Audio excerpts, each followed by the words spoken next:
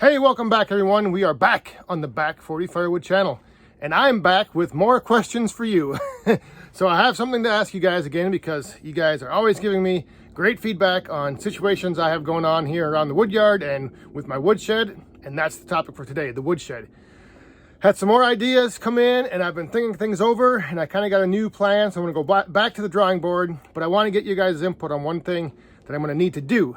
So stick around for that. I also want to just mention that in the previous video, with the wood being on the driveway, Amanda wanted me to make sure you guys know. She didn't really ever say that I needed to move that wood off the driveway, but she did ask how long it would be there. And for all you out there who are married, you know, if your wife says, how long is something going to take to happen, she probably means it should have already been done. So just wanted to clear that up though. She never really said get that wood off the driveway, but she did ask how long was it going to be there. And so, you know, it's kind of like today, she was asking how long it was going to be until I could put these shelves up that she wants to put in the kitchen. And that means I should probably already have the shelves up, but we'll get to that at some point. Also, I wanted to quick follow up. Last week, I did a video on testing the moisture of some of that ash that I had. And so I took a piece inside, like many of you suggested, to let it warm up overnight. So it's been inside for about a day and a half. So now I'm going to test the moisture on that just to see if there was a difference from the stuff that was, you know, sitting out in the cold and frozen compared to the wood that's now had a chance to warm up to 74 degrees in the house, sit for a day or so. So I'm going to check that right now and see if there is a difference, because I mean, I don't know. The stuff has been burning great. It's been burning tremendously. So it's been burning fantastically. So let me get this split open and we'll just quick check this moisture, and then I'm going to go up to the woodshed.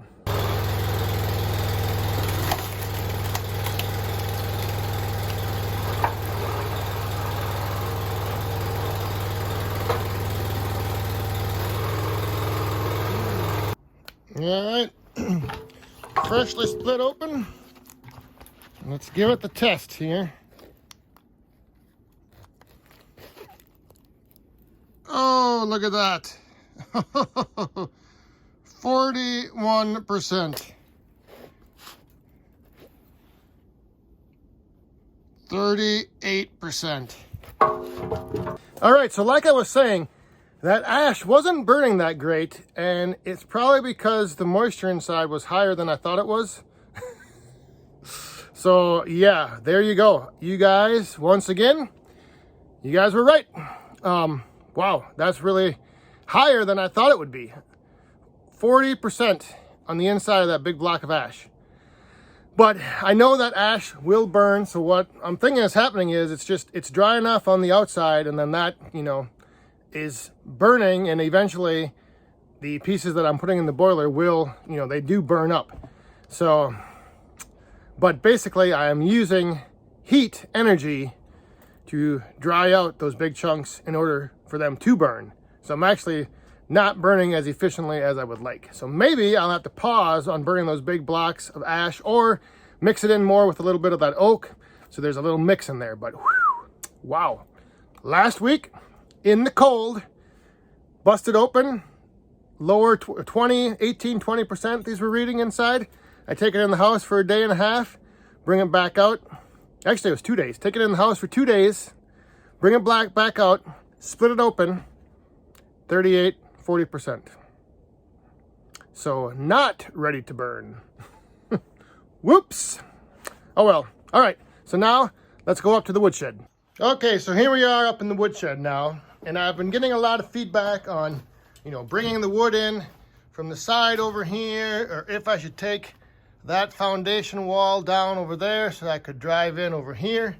But the thing is either way, I'm still left with my wood in a spot where I need to basically pick it up, move it over here before I load it into the boiler.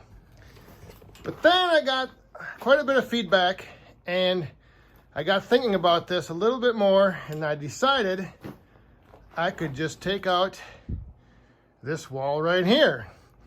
And that should allow me to drive in, drop a tote,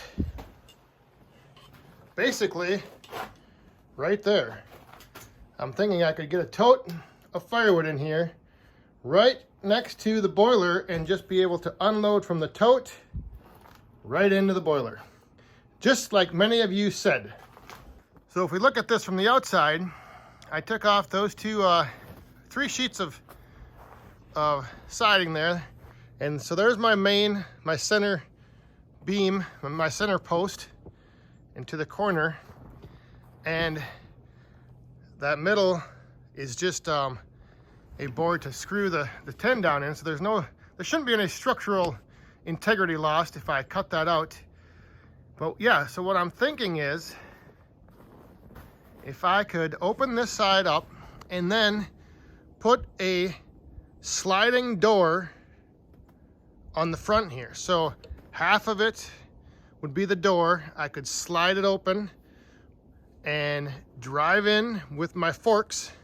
So I did measure that opening, and it's 71 inches between the center post and the corner post. And my bucket is 68 inches. So it might be a tight squeeze with the bucket, and I'm thinking I'm not sure I'd be able to clear the edge of the boiler anyway. So I'm thinking the ideal situation here is not to necessarily drive in there and dump firewood, but to drive in there with the forks and a tote, set it down on the ground, and then on the concrete in there, I should be able to just slide it ahead enough to line up with the edge of the boiler where I can just pull right out of it and unload it. So I think this should work out pretty good. My question has to do with that clear siding up there, the clear stuff. That's where I'm running into a question, and I'm not sure exactly what or how I can do what I think I need to do.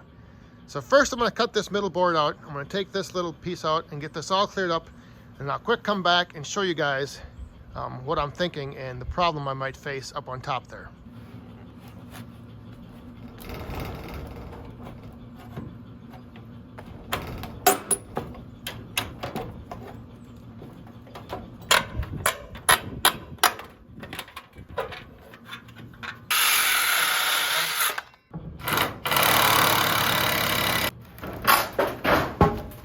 All right, taking a little break from the shed to have some lunch and to work on Amanda's shelves. And to make them look a little bit nicer, I'm gonna be using this.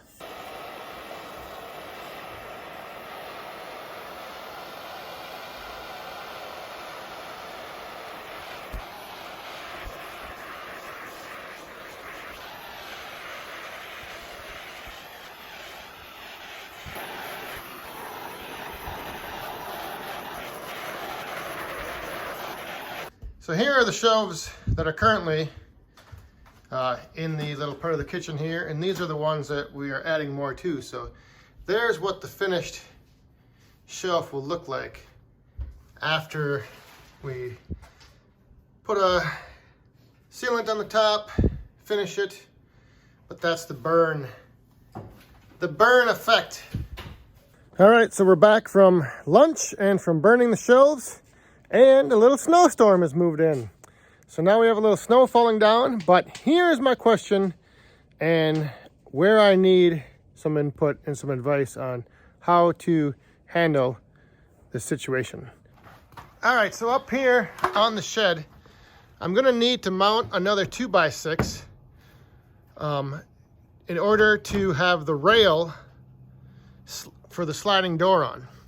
So my thought was I would just mount it right to this one here, and then I don't know if I should cut this or if I should just put the 2x6 underneath there so this kind of acts as an overlap, and then mount it on there, and that way the rail can run all the way down. I might have to take all those off. I really don't want to have to cut this because it will be a pain in the butt to try to cut off. And the other thing I could do is I could put a 2x6 down below this, But then, like I said, I think it'd be better to have this almost overhanging, so no water or anything sits on top of it and rots it out. Oh, little boss man is out shoveling snow in his pajamas. So that's kind of what I'm wondering, is just where I should mount the 2x6s to hold the rail for that sliding door. So basically I would need to take a little, I would make the door probably big enough to just cover this opening, and then have a rail going out and just have it so I can slide that door open just past this center post. And then, yes, I may end up jackhammering out this foundation, so I could technically drive in there even easier, or back the trailer in possibly. So the other thing I am thinking is, if I am able to just bring my wood in right here and that frees up this space, I could use this to park the tractor under. So there you go, Woodhounds. That is my, I guess, my question in carpentry. The best way to approach that, like I said, it'd be kind of nice to have that. I think they make a flashing as well to go over top of the rail. So I could end up putting that flashing up underneath that clear sheeting that's up there. And then that way that would direct any water down over top of the flashing, over top of the rail, and bring that, so it wouldn't rot the wood and everything. But yeah, it's just, I don't want to end up having to cut that plastic, because I don't know if I would have to then end up taking each of those sheets out to trim off like 2 inches on the bottom, or if I could just put like a guide up there, like a 2x4 or something as a guide, and then just maybe take like an angle iron or an angle grinder with like a chop blade on it and just zip them things off, or use a circular saw or something. I don't know. So thanks again, everyone who gave me the feedback to use this part of the shed to drive in and bring wood in instead of that part of the shed, because I think this will actually work out pretty good. And I should be able to, now that I'm looking at this, I don't know if maybe I could put another 2x6 up there, drop it down a little bit, because I really wouldn't need all that height on the opening. I don't know, we'll see. All right, thanks for watching. We'll see you guys next time. Stay safe, have fun, and be cool.